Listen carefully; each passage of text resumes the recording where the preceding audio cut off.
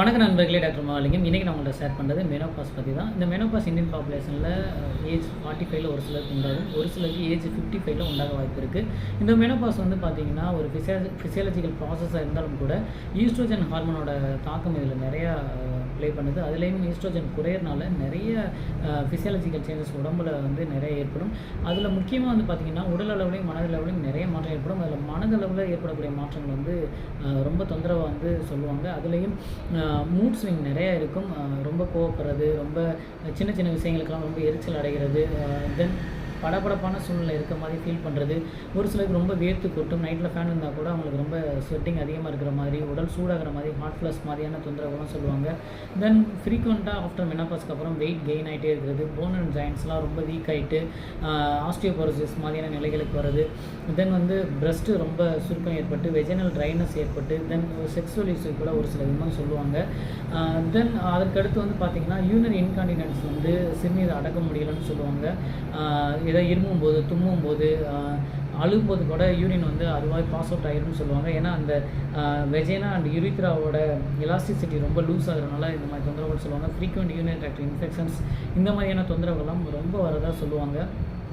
So இந்த after மெனோபாஸ்க்கு அப்புறம் நம்ம கண்டிப்பாக லைஃப் ஸ்டைல் சேஞ்சஸ் பண்ணால் தான் இந்த மாதிரியான தொந்தரவுலேருந்து நம்ம கண்டிப்பாக மீண்டு வர முடியும். அதுலேயும் முக்கியமாக நம்ம சொல்லக்கூடிய லைஃப் ஸ்டைல் சேஞ்சஸ் முதல்ல வந்து உடற்பயிற்சி ரொம்ப ரொம்ப அவசியம். அதுலேயும் ஒரு எளிமையான வாக்கிங், ஒரு 45 நிமிஷம் நடந்தாலே போதுங்க. நம்ம உடலுக்கு தேவையான அத்தனை விஷயங்களும் அத்தனை ஹார்மோனல் சேஞ்சஸையுமே பேலன்ஸ் பண்ணக்கூடிய ஒரு நிகழ்வு நம்ம உடம்புல ஏற்படும். ஸோ வாக்கிங் வந்து அவசியம் பங்க. ஒரு 45 நிமிஷம் வந்து காலை இளம் வெயிலில் போகலாம், இல்லை ஈவினிங் உங்களுக்கு டைம் இருந்தால் அந்த மாதிரியான நேரங்களையும் நீங்கள் வாக்கிங் போகலாம். அதுக்கடுத்து வந்து பார்த்திங்கன்னா யோகாசனங்கள் வந்து பண்ணுங்கள். சின்ன சின்ன யோகாசனங்கள் வந்து நீங்கள் பண்ணலாம். லைக் வந்து பத்மாசனத்துலேருந்து ஆரம்பித்து வஜ்ராசனம், தென் மூச்சு பயிற்சி அவசியம் பண்ணுங்கள். மூச்சு பயிற்சினால நிறைய நன்மைகள் இருக்குது. அதை பற்றி நம்ம நிறைய வீடியோ போட்டிருக்கோம். ஸோ மூச்சு பயிற்சி பண்ணுறது உடல் அளவிலையும் மனதளவிலும் ஏற்படைய மாற்றங்களை வந்து நல்லா கண்ட்ரோல் பண்ணும், பிரெயினை ரொம்ப ஆக்டிவாக வச்சுக்கும். தென் ஏஜ் ரிலேட்டடாக வரக்கூடிய அந்த நினைவு மருந்துகளை கூட தடுக்கும். தென் உடலை வந்து சுறுசுறுப்பாக வச்சுக்கிறது இல்லாமல் நம்மளோட இன்டர்னல் ஆர்கனோட லைஃப் ஸ்பேன் அதிகப்படுத்துகிறதா சில ஆராய்ச்சிகள் சொல்லுது. அதுக்கடுத்து வந்து பார்த்திங்கன்னா நம்மளோட டயட் பேட்டர்ன் ரொம்ப ரொம்ப முக்கியம். அதுலேயும் ஒரு பேலன்ஸ்டு டயட்டாக வந்து நீங்கள் ஃபாலோ பண்ணணும். லைக் ப்ரோட்டீன், கார்போஹைட்ரேட், ஃபேட், இது எல்லாமே ஒரு பேலன்ஸ்டாக உங்கள் குடும்ப நல மருத்துவர் அணுகி நீங்கள் தெரிஞ்சு பயன்படுத்தலாம். அதற்கடுத்து நம்மளோட பாரம்பரிய சிறுதானிய உணவு வகைகளை வந்து டெய்லியுமே நீங்கள் இன்ட்ரடியூஸ் பண்ணலாம். கீரை காய்கறிகள் நிறைய எடுத்துக்கலாம். அதிலே முக்கியமாக நிறைய நார் சத்துக்கள் நிறைந்த காய்கறிகள் நிறைய எடுத்துக்கணும். தென் கலர் ஃப்ரூட்ஸ் நிறைய எடுத்துக்கலாம்.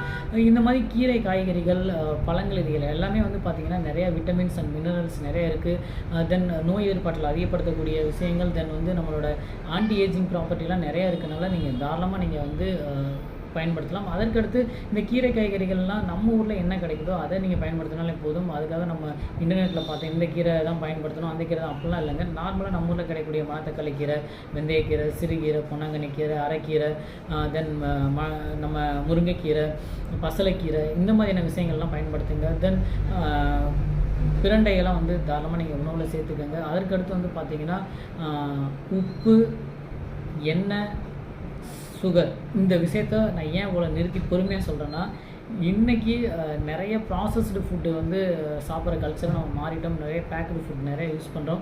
ஸோ இந்த உப்பு சாப்பிட்றதுனால இன்றைக்கி நிறைய பேருக்கு கிட்னி சார்ந்த தொந்தரவுகள்லாம் வந்து அதிகமாகிட்டு இருக்குன்னு ஆராய்ச்சிகள் சொல்கிறாங்க. அதுலேயும் நம்ம இந்தியன் பாப்புலேஷனில் நம்ம வந்து மினிமம் வந்து ஒரு 5 to 10 கிராம் அந்தளவுக்கு சாப்பிட்றோம் உப்பு ஒரு நாளைக்கு.